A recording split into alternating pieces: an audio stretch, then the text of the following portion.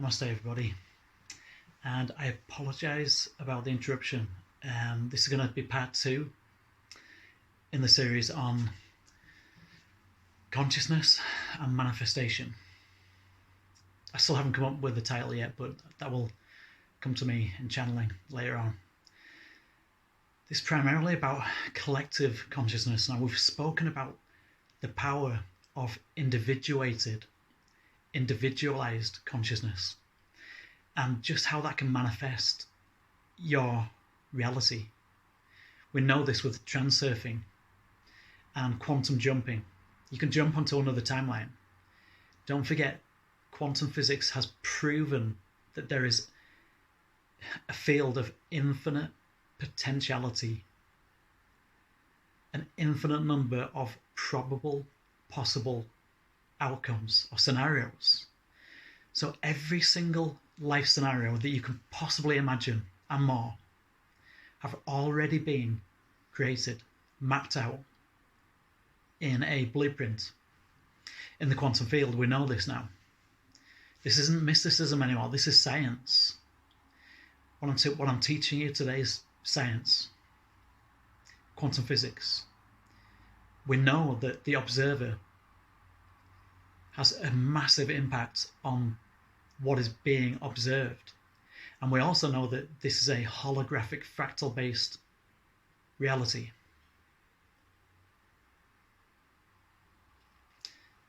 So we were talking, just before I got the knock on the door, we were talking about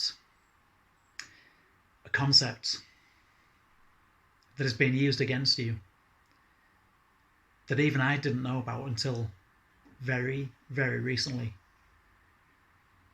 I've been waiting for a good day to share this with you. So there's something called revelation of the outcome, or some other people call it revelation of the method, sometimes known as revelation of the concept. Revelation of the method is probably the most accurate one. Revelation of method is a trauma-based mind control programming. Now, we were talking about laws of the universe. There are laws that govern this universe, and there are laws that govern consciousness. There are laws that surround free will. How do the draconians, how do the negative ones get around karma? How do they manage to pull off these huge world events? I won't mention any names, you know what I'm talking about. Huge world events, negative events that affect the whole world. How do they pull this off without incurring any karma? Have you ever thought about this? I always just thought, well, they must get karma, right? They've organised and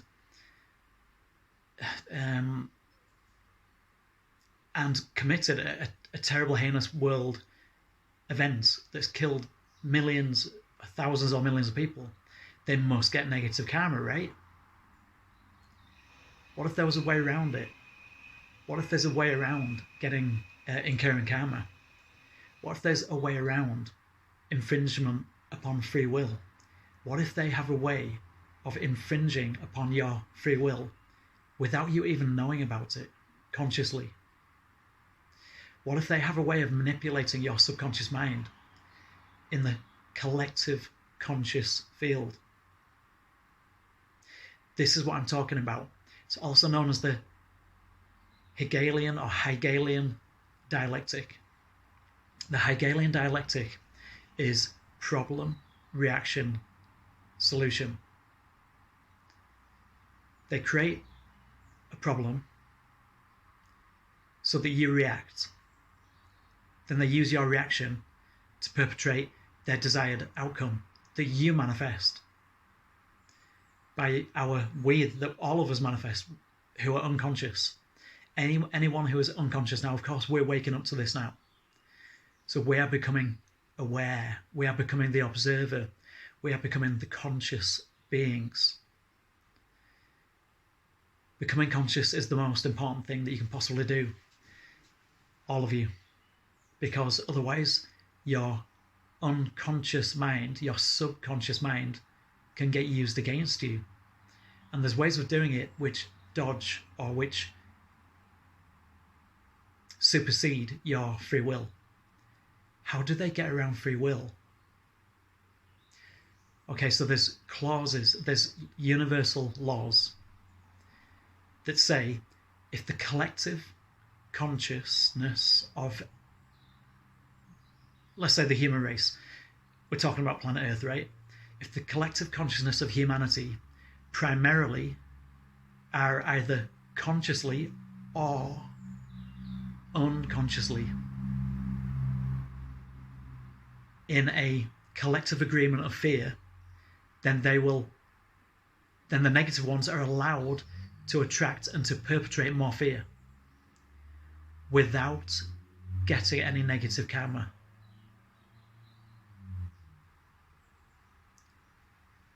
Now think about this. Consciously or unconsciously. If you're not conscious, then they can use your subconscious mind. They can create a very clever problem. But how do they get around not getting karma from... How do they manage to not acquire negative karma from creating the initial problem? Because you have agreed to it. Collectively, the whole of, or the majority of humanity, it's got to be the majority vote.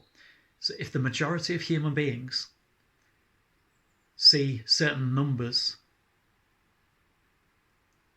and certain events playing out in cartoons, in movies, on billboards, in newspapers, on news channels,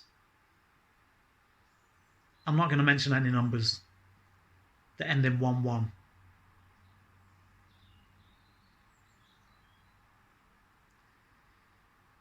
Think about this. Predictive programming is what I'm talking about. Predictive programming.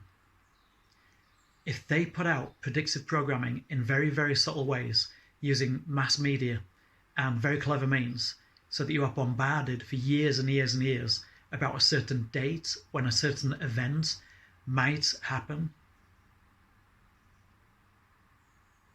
buildings might fall down,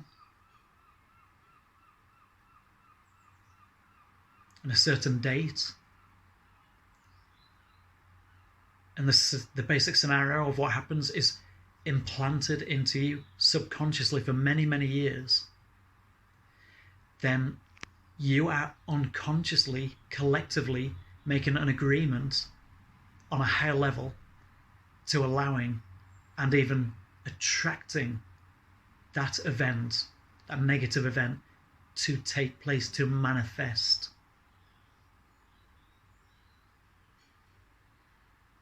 Now think about this. Can you think of any world-shaking events that have changed the face of the earth, that have changed humanity?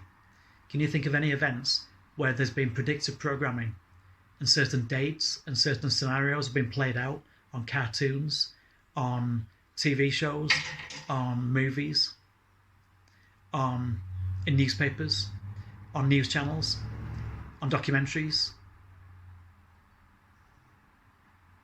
even showing up on artwork?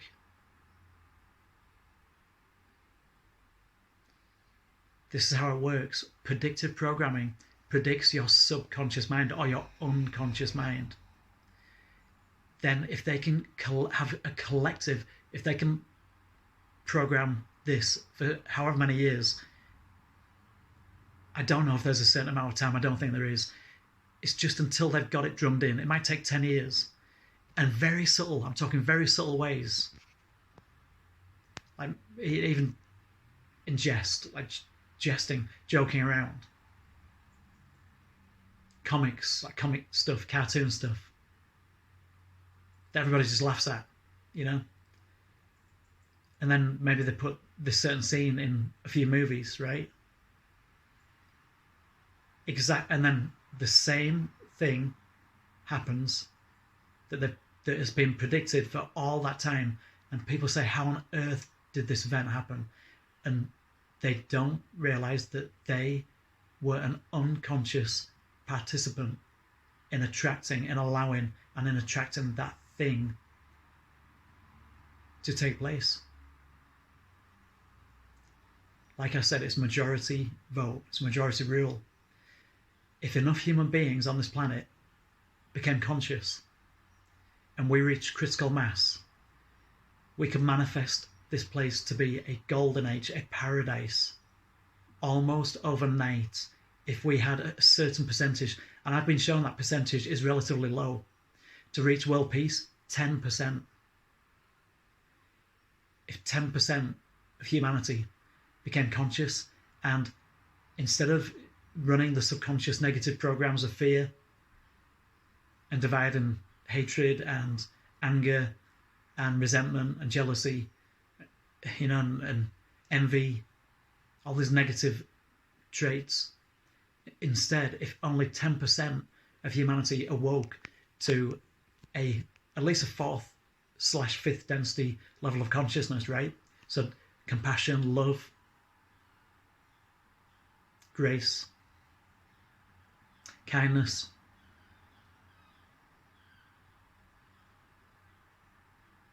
generosity,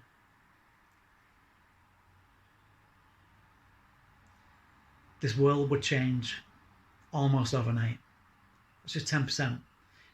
If 3/4, 75% of humanity became conscious and started manifesting every single day, every conscious moment that they had, manifesting peace on earth and a golden age, a new golden age, I promise you it would happen within our lifetime.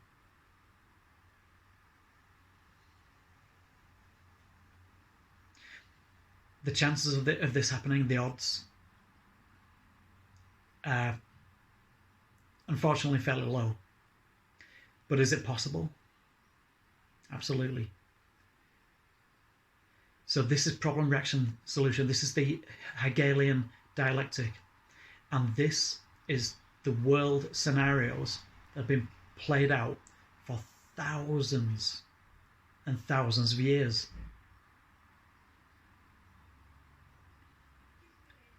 Through being unconscious. If we want to take this world back, if we want to take our power back, if we want to regain and initiate a golden age on planet Earth for humanity right now, then we need to create our own dialectic. We need to manifest nobody's going to do this for us. Nobody. Don't expect any ETs to come down and rescue us. It ain't going to happen because it doesn't work like that. That would only happen if 95% of humanity desired that to happen. And unfortunately, so many people are caught up in religion, the mainstream religions, which are keeping them down, keeping them in a low frequency, in a mindset of lack, of unworthiness, of fear, divide, separation, hatred, anger, disillusionment, disempowerment.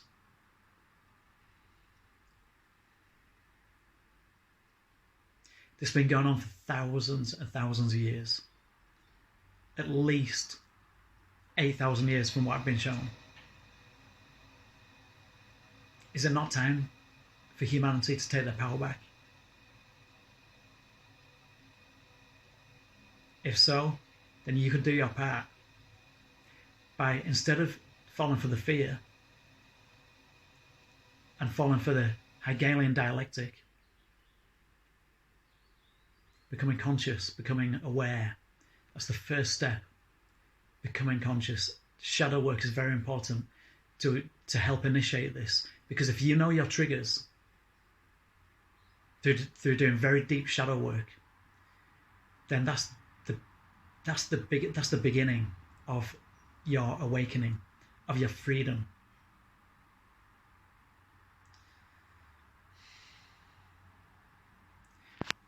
this has to be the end of part 2.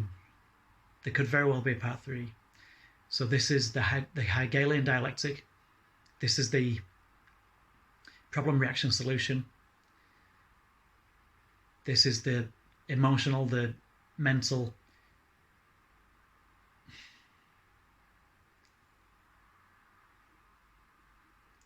psyop that's been played on you for many, many incarnations. And we didn't know. But we do now. And as soon as you know, you become responsible. And as soon as I became aware a few days ago, I knew that it was my responsibility to inform you. I've done my part. There will be a part 3 to this, I'm being shown. This is the revelation of the method that has been played on you all of your life without you even knowing it. The next video is going to be teaching you how to get your power back, how to take your power back, how to become conscious, a conscious being, conscious entity. Okay. One love. One light. Namaste.